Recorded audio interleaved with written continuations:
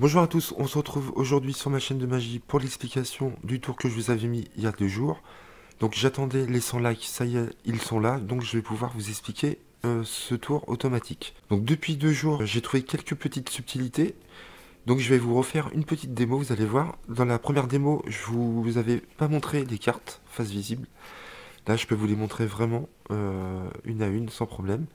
Et je peux même mélanger les jeux sans souci, alors que je ne l'avais pas fait dans la première démo. Voilà, vous pouvez mélanger encore une deuxième fois, il n'y a pas de souci. Et donc vous dites à votre spectateur qu'il va devoir couper à peu près le quart du jeu, moins que la moitié du jeu. Ok, donc il va couper à peu près cette partie-là. Et grâce à ce paquet-là, on va créer une carte aléatoirement. C'est le spectateur qui va tout faire.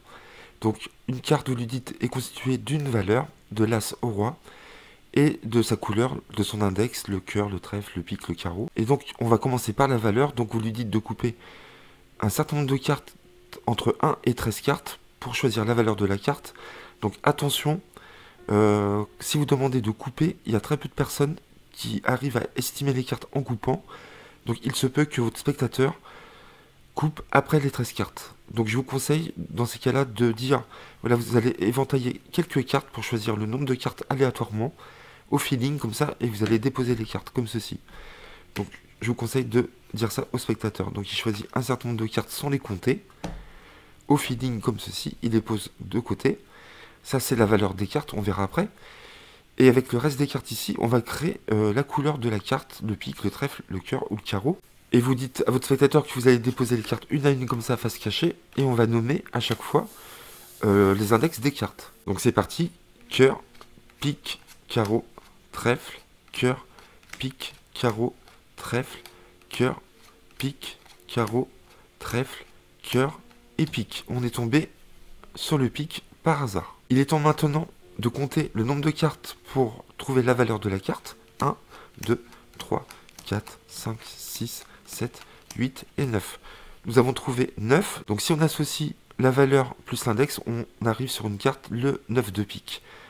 Voilà. Et donc vous dites à votre spectateur qu'il a coupé vraiment au hasard. C'est lui qui a créé la carte. Hein. Il a choisi un certain nombre de cartes pour créer la valeur. Et on est arrivé par hasard sur un index sur la dernière carte. Ça a créé l'index. Et donc ce qui est incroyable, c'est que vous claquez des doigts et vous dites à votre spectateur, votre carte va remonter sur le dessus du jeu. Et là vous laissez faire le spectateur, c'est très important, il retourne lui-même la carte. Et on tombe bien sur la carte du spectateur, qui a été créée aléatoirement par lui, le 9 de pique. Voilà. Donc voilà pour cette démo. Vous avez vu, la carte arrive sur le dessus du jeu. Je pense qu'il est possible de continuer le tour en incluant une autre routine, puisque vous avez, entre guillemets, contrôlé la carte sur le dessus du jeu. Donc rien ne vous empêche de trouver un autre tour et de continuer, ou de vous arrêter là. Vous pouvez très bien aussi empalmer la carte et mettre votre main dans une poche de veste et la sortir d'un portefeuille par exemple. D'accord? Je pense qu'il y a pas mal d'idées à faire avec ce tour. Donc pour réaliser ce tour, vous avez besoin de faire un petit montage. Donc moi j'ai pris l'ordre pique, cœur, trèfle, carreau. Donc vous pouvez prendre celle que vous voulez. D'accord, mais moi j'ai l'habitude de travailler avec ce montage-là. Et donc j'ai rangé à partir du dessus du jeu l'as de pique, le 2 de cœur, le 3 de trèfle, le 4 de carreau, le 5 de pique, le 6 de cœur. Vous faites ça à chaque fois, ça se suit, pique, cœur, trèfle, carreau. Et vous faites ça de l'as au roi. Et vous faites à nouveau ce montage de l'as au roi de cœur, d'accord? Donc vous faites 2 fois ce montage. Donc c'est un montage assez particulier, pourquoi? Parce que vous avez le choix de faire soit 2 montages comme ça, ou soit de le faire une 3e fois ou une 4e fois. Donc tout ça, ça va dépendre, en fin de compte, où vous voulez que le spectateur coupe, d'accord? Je m'explique. Si vous avez décidé de faire 2 montages, qui est pour moi le mieux, ça va nous permettre de montrer les cartes, des 26 premières cartes en dessous, comme quoi elles sont toutes différentes, ok? Et ça va nous permettre aussi de faire un faux mélange. Donc vous prenez un peu plus que la moitié, d'accord? Vous coupez, et vous tournez le paquet inférieur en bas, et vous mélangez toutes les cartes. Ça nous permet de mélanger les cartes. Et ça, c'est vraiment très fort de faire ceci. D'accord? Donc ça, c'est si vous faites 2 montages. Vous avez bien compris, ça nous permet de montrer 26 cartes différentes, et de mélanger le jeu, d'accord? Mais, à contrario, quand vous allez demander au spectateur de couper, comme il devra couper dans le montage, il devra forcément couper dans les 26 premières cartes, d'accord? Donc vous allez dire couper un peu moins de la moitié du jeu. Si vous avez décidé de faire 3 montages, là, vous pourrez montrer que 13 cartes, ok? Donc c'est pas beaucoup, et vous pourrez à peine mélanger parce que vous pourrez mélanger que les 13 dernières cartes, d'accord? Donc ça c'est un petit inconvénient, mais par contre, vous pourrez demander au spectateur de couper pratiquement où il veut. Là, il pourra couper dans les 39 premières cartes, d'accord? Ici à peu près. Et si vous avez décidé de faire 4 fois le même montage, bah dans ces cas-là, vous ne pourrez pas montrer la face des cartes, vous ne pourrez pas faire un faux mélange, mais le gros avantage, c'est que vous pouvez sortir votre jeu, montrer vite fait les cartes comme ça en disant voilà j'ai un jeu de 52 cartes. Et là, le gros avantage, comme je disais, c'est que le spectateur peut couper où il veut. Puisque forcément, il coupera dans un des 4 montages, d'accord? J'espère que vous me suivez bien. Moi, je vous conseille de faire seulement 2 montages, d'accord? Ça suffit amplement. Ou vous pourrez montrer les 26 premières cartes et faire un faux mélange, comme ceci. D'accord? Et le fait d'avoir mélangé le jeu avant, le spectateur, il va rien comprendre autour. Donc, à vous de voir, je vous ai expliqué le montage. Moi, j'en fais 2. Si vous voulez en faire 3, le spectateur pourra couper dans cette zone-là. Et si vous en faites 4, il pourra couper sur toutes les cartes, mais vous ne pourrez pas montrer les cartes et mélanger. Donc pour cette explication, nous allons prendre 2 montages de jeu, c'est ce que je vous recommande de faire, d'accord?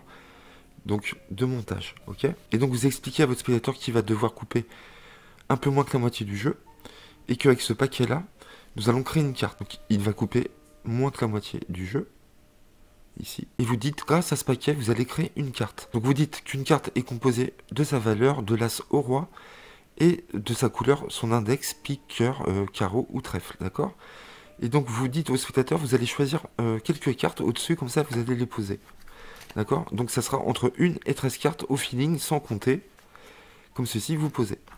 Donc il va poser ce nombre-là, vous pouvez lui demander de couper moins de 13 cartes, mais je pense que c'est plus délicat, car les gens ne sont pas habitués à estimer le nombre de cartes en coupant, et donc il se peut qu'il coupe plus de 13 cartes. Donc je vous conseille de dire au spectateur d'éventailler quelques cartes comme ça, et au feeling de laisser tomber les cartes, d'accord?